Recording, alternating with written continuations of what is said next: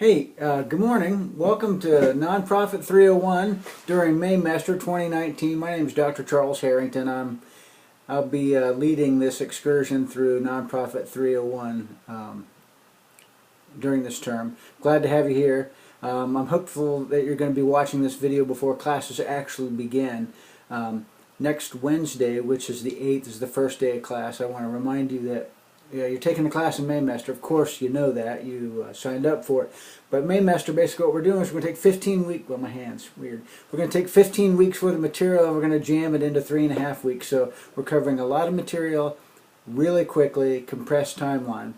I want to make a couple things really clear. Before the class begins, before the first day of the class, please get the book. This is Nonprofit Management Principles and Practices by Michael Worth. This is the 5th edition. A couple of you have asked me already, hey man, do I have to have the 5th edition? Well, the answer to that question is, do you have to, absolutely positively have to have the 5th edition? No. I'm using the 5th edition. My materials I put together are based on the 5th edition. The quizzes that I've put together for the class come out of the readings that come from the 5th edition. I'm relying on the 5th edition. If you don't want to use the 5th edition, well, that's, that's kind of up to you. Anyway, so basically what we're going to be doing in the next 3.5 weeks is we're going to look at the history of nonprofit organizations in the United States. Nonprofits play an incredibly vital role in our economy and the welfare of the country, socially, politically, economically, spiritually, religiously. When we think about nonprofit organizations, we can think of the United Way, Goodwill, American Red Cross, Doctors Without Borders. But did you also know that hospitals, schools, churches, University of South Carolina upstate, and a number of other business-type entities are also nonprofit? Nonprofit typically means organizations of charitable benefit that are established, developed and directed to benefit personkind. And we're going to be looking at a number of different aspects of nonprofit organizations. We'll provide an overview of the nonprofit sector in the U.S., how nonprofit organizations function. We'll look at nonprofit sectors, education, social services, lobbying and the law, legislative, health, education, religion, and as the class goes by, hopefully a lot of this will become clear. So I mentioned there's an awful lot of material that we're going to be covering. I'm going to say on average you're going to read 3 or 4 chapters. What does that mean? That means you're going to be basically reading, a chapter, half to 3/4 of a chapter a day for 3.5 weeks. The way I typically have our learning experience laid out is that every week you're going to have very clear assignments. You'll be reading a number of chapters out of the book. You will sometimes watch videos. I really like to use TED Talks and other brief, informative videos to help clarify things.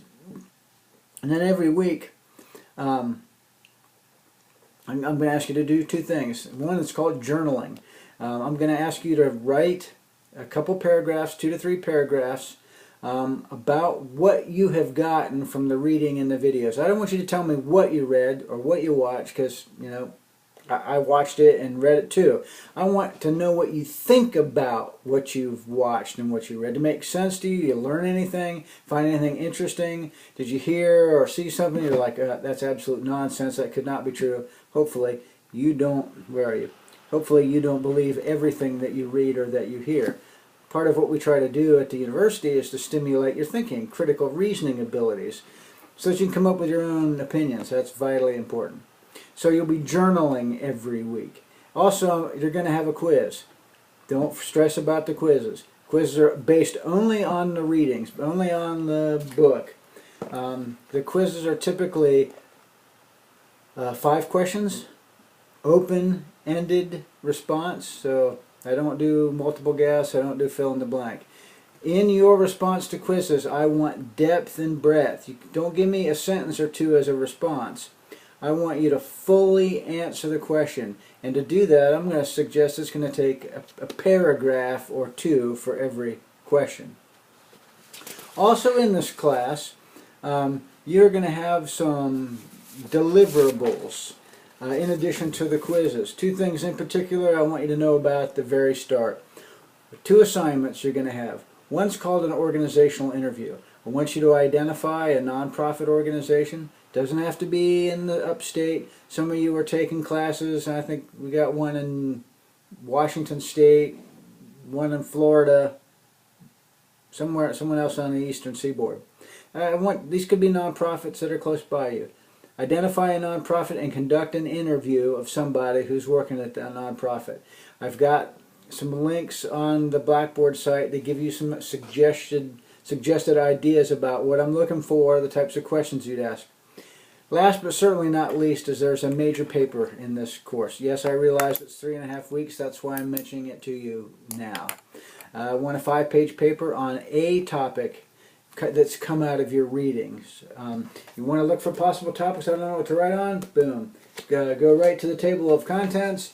There's a list of possible topics. But don't wait until the last minute to get started on those things. One of the things I want you to know, I'm here for you. I'm accessible. At the beginning of every week, that is on Monday, I'll post a brief video, and I'm going to remind you of the kinds of things we're going to be talking about during the week. So look for that particular video. If you have any questions, any comments, concerns, you get, I call it hung up on a snag. Something happens and you run into some difficulty. Don't wait. Contact me. Email me. My cell phone number's in there, so you can text me. Call me if you want. I'm here to help you. Let me give you some advice about Maymester. I don't know if you've ever taken a Maymester course before. Don't get behind. If you get behind the first week, you're toast. It's virtually impossible. I don't care how smart you are, how great you are at time management. I have great faith in all of you, but I know from experience, I've been doing this for more than 25 years. In an abbreviated semester, you get behind, you just can't catch up.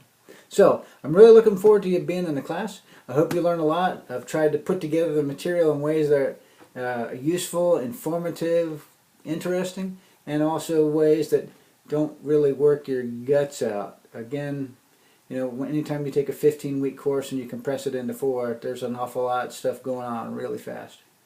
Some people describe the Maymester experience, not my class of course, but Maymester in general.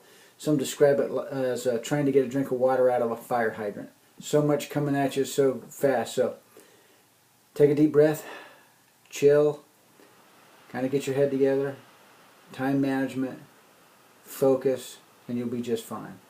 I'm looking forward to it, and I'll come to you virtually on Monday because we'll start our week on the 8th. All right? Hope you have a great weekend, a great day wherever you are. It's sunny, get outside, hug a tree, put your toes in the grass, get yourself a dog. I'll see you next week.